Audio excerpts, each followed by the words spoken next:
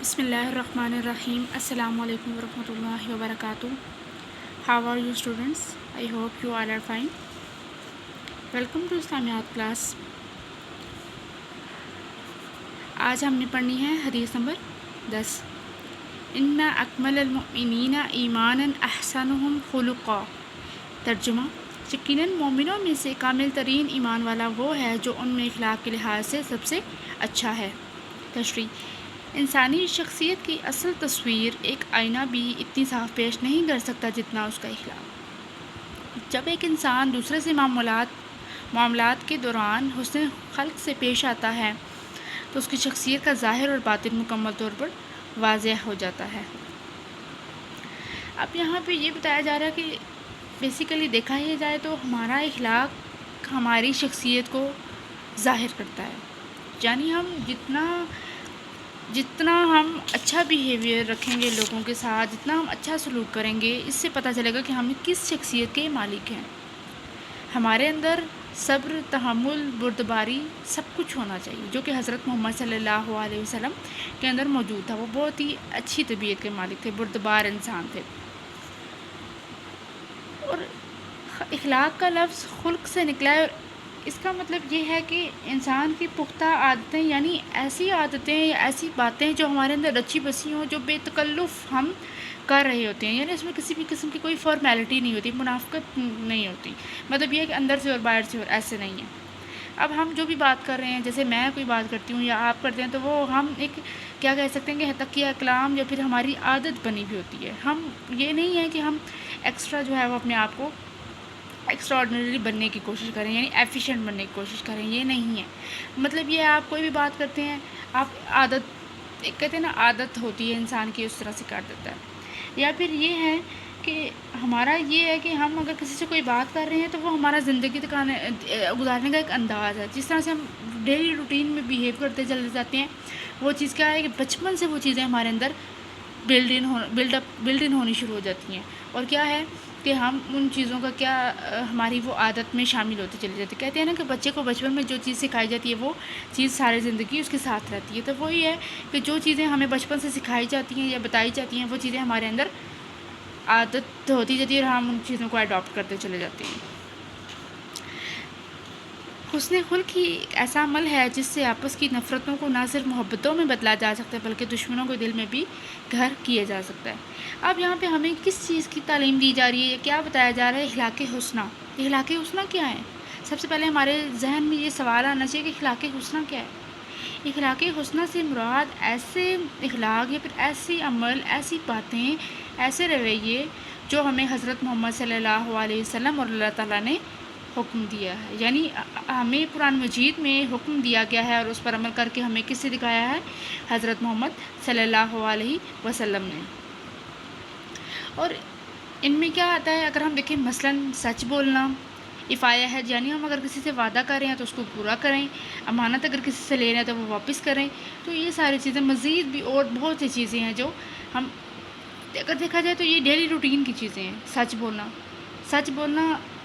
سچ بولنے سے کیا ہے کہ آپ کا دل کو بھی سکون ہوتا ہے، آپ کی زندگی میں جتنے بھی معاملات ہیں وہ ٹھیک رہتے ہیں. اور امانت پوری کرنا اس ایک مکمل انسان یا پھر جو مومن ہوتا ہے یا جو ایماندار انسان ہے وہ ہی مومن ہے. اگر ہم اپنی کہتے ہیں کہ جو منافق ہوتا ہے نا، اس کی یہ 3 خصلتیں ہیں. جب بولے گا جھوٹ بولے گا، امانت کبھی نہیں وقت پہ لوٹائے گا، اس میں خیانت کرے گا. دوسرا یہ کہ وہ اپنا وعدہ نہیں پورا کرتا.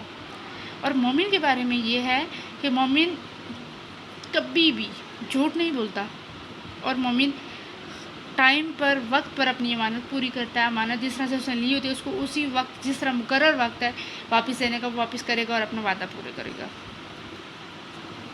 اسی طرح اگر دیکھا جائے تو جو برے ہمارے رویے ہیں ان کو اخلاق شنیعہ کہتے ہیں، یا پھر اخلاق قبیحہ کہتے ہیں، یا اخلاق رذیلہ کہتے ہیں. 3 نام ہے: اخلاق رذیلہ، اخلاق شنیعہ اور اخلاق قبیحہ. اس میں کیا آتا ہے؟ جھوٹ بولنا، حسد، بغض، یہ ساری چیزیں، غیبت کرنا، یہ ساری چیزیں، طنز کرنا کسی کو، کسی کا مذاق اڑانا، یہ ساری چیزیں کیا ہیں؟ برے اعمال میں آتی ہیں یا برے اخلاق میں آتی ہیں. ہمیں ان سب سے گریز کرنا چاہیے. اور یہاں پہ یہ بتایا جا رہا ہے کہ ہم اچھے اعمال سے کیا ہے کہ آپس میں دلوں میں جو قدورتیں ہوتی ہیں، بغض ہوتا ہے، نفرت ہوتا ہے، اس کو ختم کر سکتے ہیں. یعنی آپ کے ساتھ اگر کوئی کتنا بھی برا کر رہا ہے، آپ اس کو اگر اچھائی سے جواب دیں گے، صبر کریں گے، تو اس کے دل میں خود بخود ایک دن آپ کے لیے محبت پیدا ہو جائے گی. وہ کہے گا میں اس کے ساتھ اتنا برا کرتا ہوں پھر بھی یہ اچھا کرتا ہے، تو وہ اس کے دل میں آپ کے لیے محبت پیدا ہو جائے گی خود بخود. حضرت محمد صلی اللہ علیہ وسلم نے دعوت حق کے دوران عام طور پر تمام عمر اور مکی زندگی میں خاص طور پر صرف حسن خلق ہی کے ہتھیار سے اپنے بڑے بڑے دشمنوں کو زیر کیا. اب جیسے حضرت محمد صلی اللہ علیہ وسلم مکہ میں جاتے تھے، اہل طائف کو جا کر اگر اسلام کی تعلیمات دیتے تھے تو وہ کیا ان کے ساتھ سلوک کرتے تھے؟ ان کو پتھر مارتے تھے، ان کو گالیاں دیتے تھے، ان کو طرح طرح کے برے القاب دیتے تھے.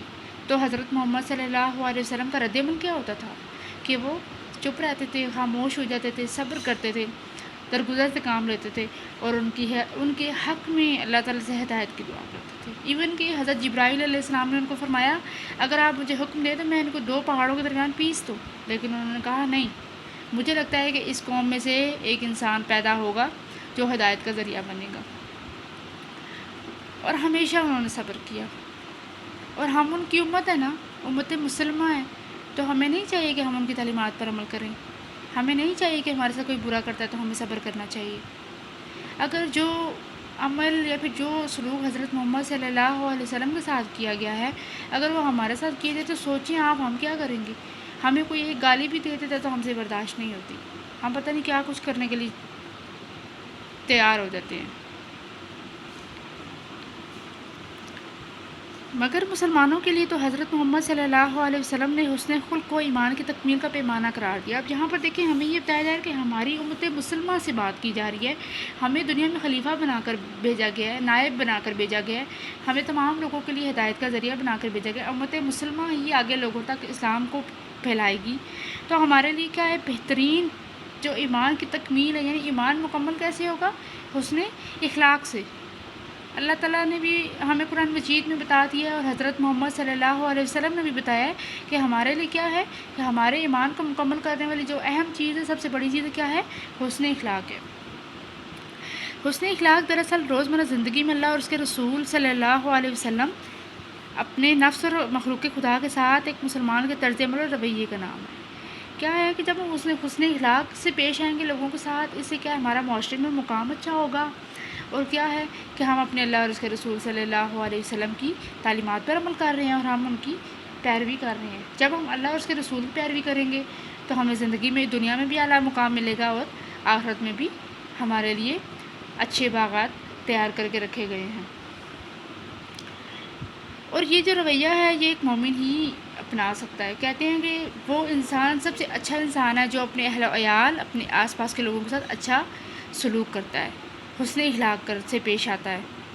اگر یہ طرز عمل اور رویہ اچھا ہے تو شریعت کے اصولوں کے مطابق ہے تو اسے حسن اخلاق کہا جائے گا، اور اگر یہ طرز عمل اور رویہ اچھا نہیں تو اس کو برا اخلاق کہا جائے گا. یعنی آپ کو چاہیے آپ اپنے گھر والوں کے ساتھ، اپنے بہن بھائیوں کے ساتھ، اپنے رشتہ داروں کے ساتھ، اپنے آس پڑوس کے لوگوں کے ساتھ، سب کے ساتھ اچھے سے پیش آئیں. یعنی آپ کسی آرگنائزیشن میں کام کر رہے ہیں تو وہاں پہ جو آپ کے کولیگز ہیں، آپ کے جو اسٹاف ممبرز ہیں، آپ کے آنرز ہیں، ان کے ساتھ آپ بہت اچھے سے پیش آئیں. ایون کہ آپ کا آنر یا پھر آپ کے جو کیا کہہ سکتے ہیں کہ جو ہمارے بڑے ہیں وہ اگر ہمیں کسی بات پہ ڈانٹ بھی دیتے ہیں تو ہمیں ان کو یہ حق دینا چاہیے. کیونکہ کیا ہے قرآن مجید میں احادیث کے مطابق بھی ہے کہ جب ہمیں کوئی ہمارا بڑا کسی بات پہ ڈانٹ رہا ہے تو ہمیں ان کو اس طرح سے پروٹوکول دینا چاہیے کہ ہمیں ان کو یہ حق دینا چاہیے، ہمیں ان کی بات سننی چاہیے. تو یہی ہے کہ چھوٹوں سے شفقت کرنا اور بڑوں کا احترام کرنا ہمارے اسلام کا نقطہ ہے اور اس نقطۂ نظر پہ ہمیں عمل کرنا چاہیے. اس میں آپ کے لیے جو کیا کہہ سکتے ہیں کہ اسلام عملی زندگی سے تعلق ہے تو وہ یہی ہے کہ ہمیں چاہیے کہ ہم اسلام کی تعلیمات پر عمل کریں اور اخلاق حسنہ کو اپنائیں. ہماری آخرت کی نجات اور فلاح اسی بات میں ہے کہ ہم اپنے ایمان کو مکمل کریں، اور جیسے کہ ایمان کو مکمل کرنے کے لیے کیا ہے حسن خلق کو بہت ضروری قرار دیا گیا ہے. اپنا خیال رکھیے گا. اللہ حافظ. جو میں نے حدیث پڑھائی ہے اس کو اچھے سے پڑھیے گا اور سمجھیے گا، بہت ہی امپورٹنٹ ہے یہ. اس میں نے تمام پوائنٹس جو اس ٹائم پہ میں کلیئر کر سکتی تھی میں نے کیے ہیں. پھر بھی اگر کچھ رہ گیا تو انشاءاللہ پھر کبھی صحیح. اللہ حافظ، اپنا خیال رکھیے گا۔